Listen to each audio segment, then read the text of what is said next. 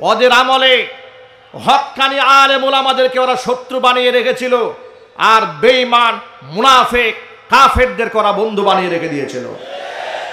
রাষ্ট্রের দেশপ্রেমিক যারা তাদেরকে শত্রু বানিয়েছিল, রাষ্ট্রের শত্রু যারা তাদেরকেই তারা বন্ধু বানিয়েছিল। কথা জোরে বলতে হবে, ঠিক কিনা বলেন? ওরা হেফাজতে আমরা অংশগ্রহণ করার কারণে আমাদের তকমা দিয়েছে আমরা হেফাজতি হুজুর। আমাকে যে কত লেভেলে ভাগ করেছে, কখনো বলেছে হেফাজতি, কখনো বলেছে জামাতি, কখনো বলেছে শিবির। শুধু রাজাকারটা বলতে পারে নাই বয়স কম থাকার কারণে, ঠিক কিনা বলেন? যদি দাড়ি দড়ি কিছু পাকনা টাকটা থাকতো তাহলে গাজীপুরের 1 নাম্বার রাজাকার আমি থাকতাম। ইতিহাস তো আপনাদের ভুলে যাওয়ার কথা নয়, আপনাদেরকে একটু স্মরণ করিয়ে দিই। এই দেশে ভাস্কর্যের নামে যখন রাস্তায় রাস্তায় মূর্তি বানানো হচ্ছিল, আলেমরা যখন প্রতিবাদ জানিয়েছিলেন, আমাদের আকাবির যারা, আমাদের বড় যারা যারা গোটা দেশের ধর্মীয় অঙ্গনে, আধ্যাত্মিক অঙ্গনে, রাজনৈতিক অঙ্গনে যারা প্রভাবশালী, তারা রাষ্ট্রের সরকারকে বুঝিয়েছে, বলেছে, নানাভাবে বোঝাবার চেষ্টা করেছে। 90 থেকে 95% মুসলিম অধ্যুষিত এই দেশে এই শিরকি কালচারটা চালাবেন না। যার নামে আপনারা মূর্তি বানাতে চাচ্ছেন, প্রয়োজনে এতিমখানা বানান, মাদ্রাসা বানান, মসজিদ বানান, তিনি কবরে সওয়াব পাবেন, ইসালে সওয়াবের ব্যবস্থা হবে। যেখানে সেখানে মূর্তি বানাবেন না। আমি নিজে বুটবাজার কেন্দ্রীয় জামে মসজিদে জুমার খুতবায় নেতৃবৃন্দের সামনে বলেছি যে মূর্তি বানানো জায়েজ নেই, হারাম। ভাস্কর্যের নামে বানান, মূর্তির নামে বানান, এই ভাস্কর্যের পূজা হোক, অর্চনা হোক আর নাই হোক, আপনি যেভাবেই বানান সেভাবেই হারাম। এগুলা বোঝাবার পরে আবার বিনয়ের সাথে বলেছি, মৃত ব্যক্তি রূহের মাগফিরাত কামনা করতে চান তো এতিমখানা করেন, মসজিদ করেন, ইসালে সওয়াবের ব্যবস্থা হবে। তারা আমাদের এই বক্তব্যকে অ্যাকসেপ্ট তো করলই না, উল্টা থানায় গিয়ে পরামর্শ করে মাদানী হুজুর জাতির পিতার বিরুদ্ধে বক্তব্য দিয়েছে। তাকে এই বুটবাজার কেন্দ্রীয় মসজিদে আর জুমার খুতবা দিতে দেওয়া হবে না। ষড়যন্ত্র শুরু হয়ে গেল। পরের দিন থেকে, পরের জুমা থেকে দেখি একের পর এক শুধু মসজিদে পুলিশ আসে। 1 জুমায় আসে, 2 জুমায় আসে, 3য় জুমায় আসে, পুলিশ মসজিদে ঘেরাও করে রাখে। পুলিশ প্রশাসন লোকদের জিজ্ঞেস করলাম, ভাই এত মানুষ আপনারা কেন মসজিদে এসেছেন? আমাকে প্রশাসনের লোকেরা বলল, হুজুর আপনার নিরাপত্তা দেওয়ার জন্য আসছে। আমাকে নিরাপত্তা দেওয়ার জন্য মসজিদে পুলিশ এসেছে। অন্য দিক থেকে আমি যে বাসায় ভাড়া থাকতাম গাছাতে, আমার বাড়িওয়ালাকে বলে এসেছে আপনার বাসায় মাদানী হুজুর যেন উঠতে না পারে, উঠলে কিন্তু আপনি সহ মামলা খাবেন। কথা বুঝতে পেরেছেন? এর মানে হাইকমান্ড থেকে নির্দেশ দেওয়া হয়েছে আমাকে গাজীপুর থেকে উচ্ছেদ করবে, মসজিদ থেকে তাড়াই দেবে। সর্বশেষ তাকে বললাম যে ভাই এক কাজ করেন, আপনার তো আমাকে নামাজ পড়াতে দিতে চাচ্ছেন না, আমার নামে একাধিক মামলা দিয়ে দেবেন, আমাকে হয়রানি করছেন। একটা কাজ করেন, আমি একটা জুমা পড়িয়ে আমার মসজিদের মিম্বার থেকে এত বছর নামাজ পড়িয়েছি, অন্তত মুসল্লিদের কাছ থেকে বিদায় নিয়ে যায়। আমাকে ডিরেক্ট বলল, না আপনি বিদায় নিতে পারবেন না, বিদায় নিতে গেলে মসজিদে একটা হট্টগোল লাগবে, আপনার ভক্তরা মিছিল নিয়ে দাঁড়ায় যাবে, সুতরাং আপনি বিদায় নিতে পারবেন না, আপনি চুপচাপ চলে যাবেন, একবারের জন্য মসজিদে আসবেন না, যদি আসেন পরিস্থিতি যদি খারাপ হয় এজন্য আপনি দায়ী হবেন। আমি সসম্মানে সেখান থেকে চলে গেলাম। 4 বছর পরে জুমার মসজিদে আসলাম। মনে এত ব্যথা সেদিন পেয়েছিলাম যে কোনো অন্যায় করলাম না, অপরাধ করলাম না, চোরের মতো পালিয়ে গেলাম, নিজের কাছে খুব অপরাধী মনে হলো। আর মনে মনে ভাবলাম এই দিন দিন নয়, দিন আরো আছে। অতিলকাল আইয়ামু নুদাবিলুহা বাইনান নাস, দিন তো আল্লাহর হাতে, এটা আল্লাহ যে কোনো সময় ঘুরাই দিতে পারে। আমাদেরকে আমাদের কর্মসংস্থান থেকে, খেদমতের অঙ্গন থেকে বিদায় নেওয়ার সুযোগ স্বৈরাচারীর আমলে দেওয়া হয় নাই। স্বৈরাচারী 16 বছর দেশে শাসন করেছে, জুলুম করেছে, নির্যাতন করেছে, গুম করেছে, খুন করেছে।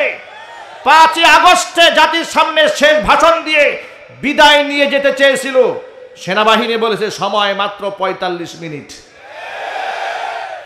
প্রস্তুতি নেবেন না, খুতবা দেবেন না, ভাষণ দিবেন না, গাট্টি গুসকা গুল করবেন, সিদ্ধান্ত আপনার। স্বৈরাচারী তাকায় দেখে মাত্র আধা ঘন্টার মধ্যে ছাত্র জনতা একেবারে তার সিংহাসন দখল করে বসবে। খানা রেডি, খাবার খাওয়ার সময় নাই, গাট্টি বুসকা নিয়া উড়াল দিয়েছে। বিষয়টা এমন দাঁড়িয়েছে, তুমি আলেমদেরকে তার কর্মসংস্থান থেকে বিদায় নেওয়ার সুযোগ দাও নাই, তুমি কেমনে বিদায় নিবা? তোমাকে চোরের মতো গলায় জুতার মালা নিয়ে পালিয়ে যেতে হবে।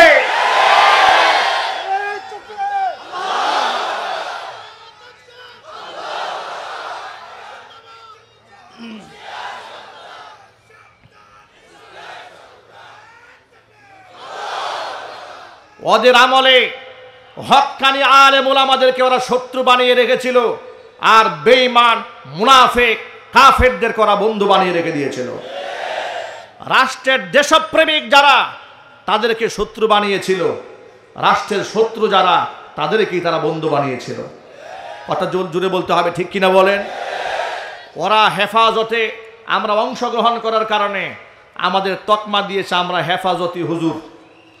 আমাকে যে কত লেভেলে ভাগ করেছে, কখনো বলেছে হেফাজতি, কখনো বলেছে জামাতি, কখনো বলেছে শিবির। শুধু রাজাকারটা বলতে পারে নাই বয়স কম থাকার কারণে, ঠিক কিনা বলেন? যদি দাড়ি কিছু পাকনা টাকটা থাকতো তাহলে গাজীপুরের 1 নাম্বার রাজাকার আমি থাকতাম। আপনি বলবেন হুজুর কেমনে 1 নাম্বার থাকতেন? আরে বাবা, 150 আসামি বিএনপির, এই 150 আসামির মধ্যে আমার নামে 1 নাম্বারে। হাসান সরকার এত বড় একটা প্রভাবশালী নেতা, এক সময় সাবেক এমপি ছিলেন, তিনি ডিস্ট্রিক্ট চেয়ারম্যান ছিলেন। বুড়া মানুষটা রাজনীতি করতে করতে বৃদ্ধ হয়ে গেছে, তাকে দিয়েছেন মামলার 7 নাম্বার আসামি, আমাকে দিয়েছেন 1 নাম্বার আসামি। বয়স যদি খালি একটু মিলতো ভাই, আমি হইতাম 1 নাম্বারের রাজাকার। কথা বলেন ভাই, ঠিক কিনা বলেন? এইভাবে তারা আমাদেরকে উচ্ছেদ করতে চেয়েছে। আমাদের অপরাধটা কি?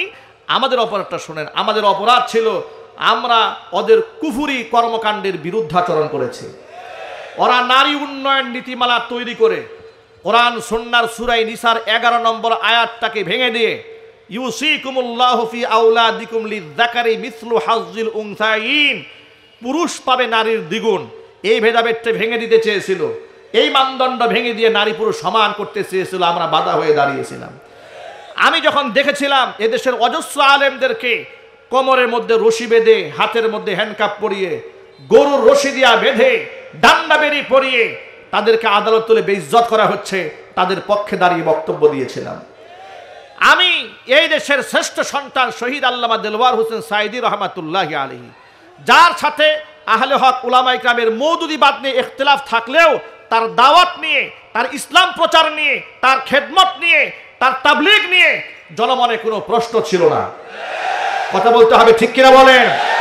এমন একজন মানুষকে যখন তোমরা ধর্ষণকারী 300 নারীকে ধর্ষণ করেছে, খুন করেছিল, এই ধরনের অপরাধী বানিয়ে বছরের পর বছর জেলখানায় আটকে রেখেছিলে, আমি তার হয়ে লাইভ করে বলেছিলাম যে ভাই, উনি শুধু জামাতের নেতা এটাই তো পরিচয় না, এই পরিচয় ছাড়াও তো তার অনেক বড় বড় পরিচয় আছে। তিনি একজন মুফাসসিরে কোরআন, মানুষকে আল্লাহর কথা বলেন, দ্বীনের কথা বলেন। অসংখ্য মানুষ তার কথা শুনে চোখের পানি ছেড়ে হেদায়েতের কথা বলে। একজন আলেম হিসেবে তো তার একটা ন্যূনতম সম্মান পাওয়া উচিত। এ কথা আমি খোলামেলা বলেছিলাম। আমি মাজলুম এই আলেমের পক্ষে দোয়া কেন করলাম? আমাকে বলে এই হুজুর এখন জামাত শিবির করে। মানে অবস্থা এই, ওদের পক্ষে গেলে আপনি মুক্তিযোদ্ধা, আর ওদের বিরুদ্ধে গেলে আপনি রাজাকার। এই কাঠ খেলে 16 বছর গোটা দেশটাকে ওরা জাহান্নামের দ্বার প্রান্তে পৌঁছে দিয়েছিল। এই টাম কাঠ খেলে গোটা দেশের স্বার্থকে ভারতের কাছে বিক্রি করে গোটা বাংলাদেশটাকে ধ্বংসের দ্বার প্রান্তে পৌঁছে দিয়েছিল। আল্লাহর গজবে, আল্লাহ পাকের লানতে, আলেমদের চোখের পানিতে এমন ভাবে বেইজ্জত হয়েছে, পৃথিবীর কোন শাসককে 300 এমপি নিয়ে এক রাতে পালিয়ে যেতে হয় না। কথা বলতে হবে।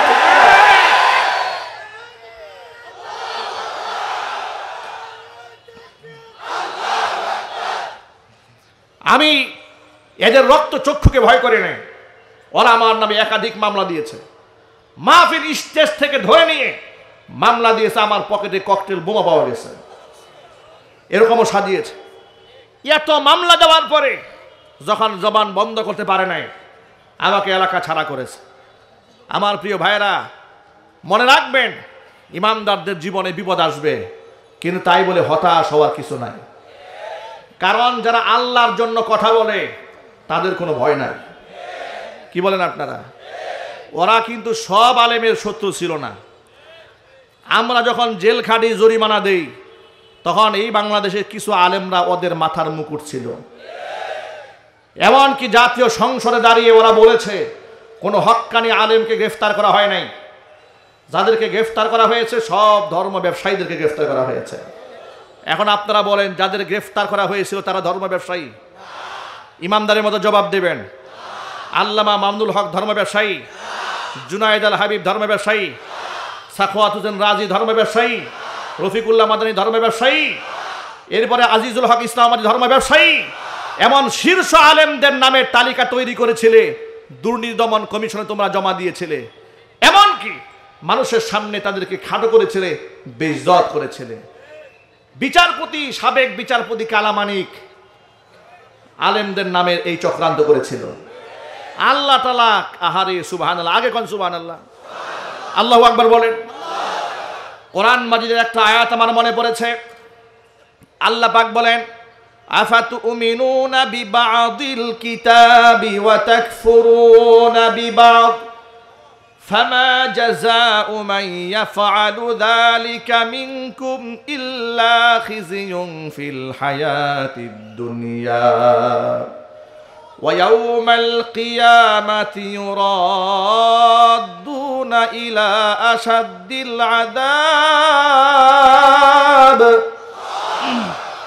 وما الله بغافل عما تعملون।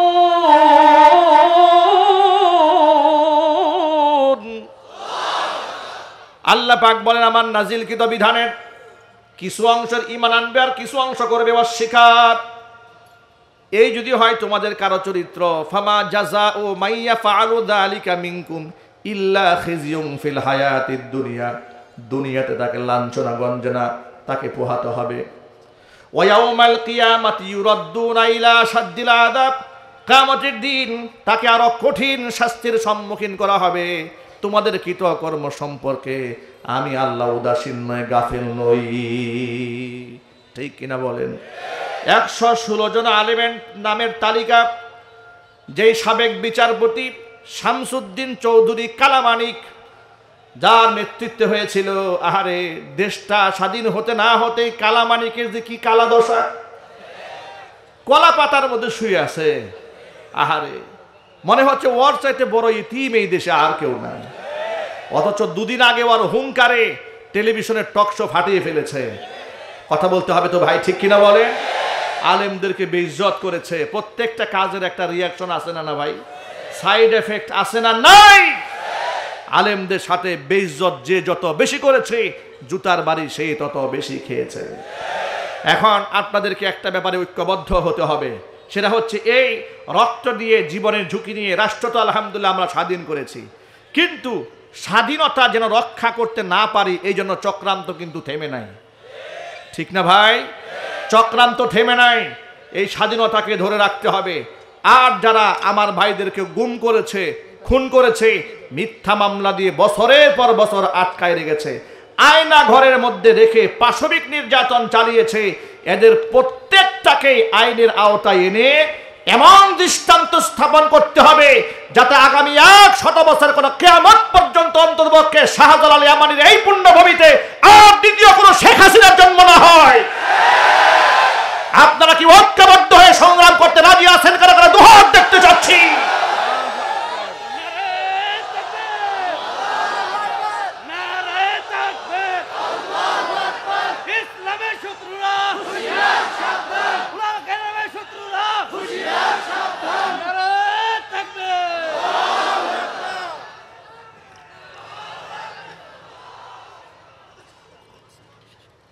মনে রাখবেন, এই দেশে ইনশাআল্লাহ আর শেখ হাসিনা তৈরি হবে না।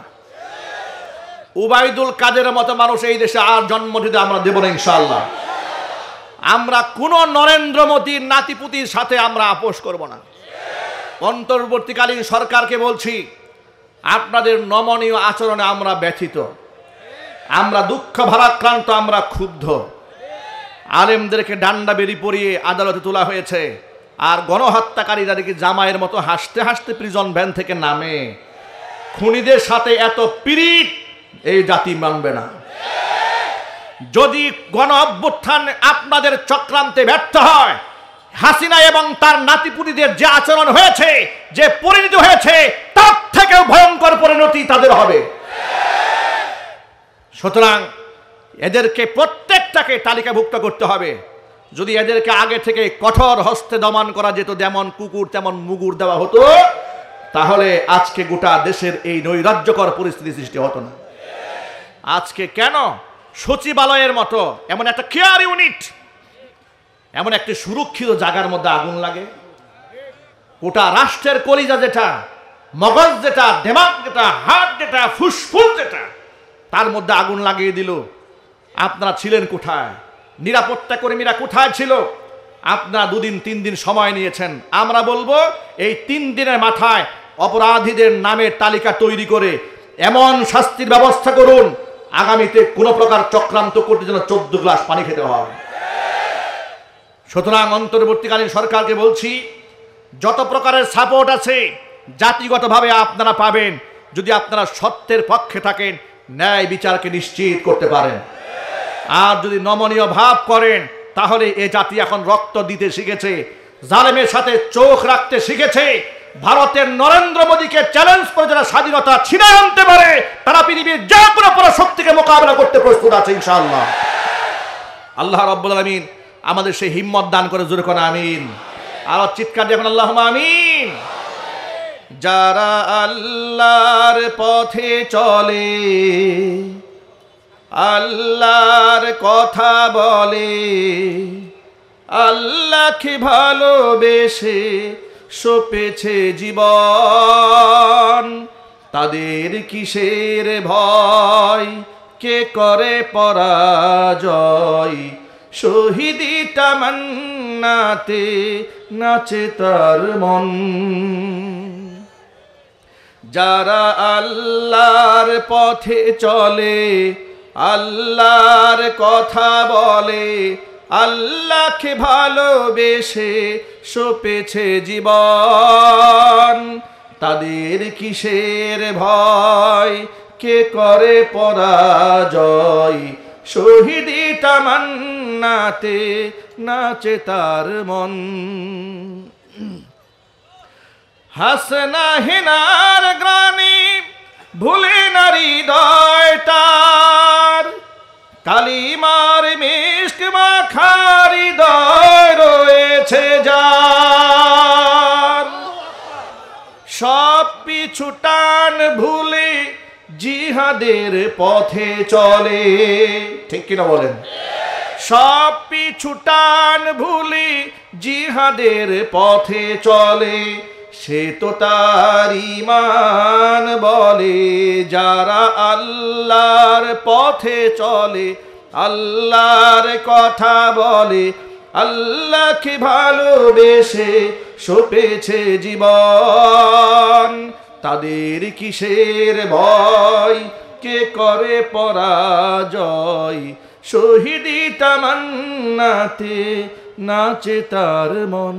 যারা আল্লাহর পথে চলে, আল্লাহর কথা বলে, আল্লাহকে ভালোবেসে সপেছে জীবন, তাদের কিসের ভয়, কে করে পরাজয়, শহীদি তামান্নাতে নাচে তার মন।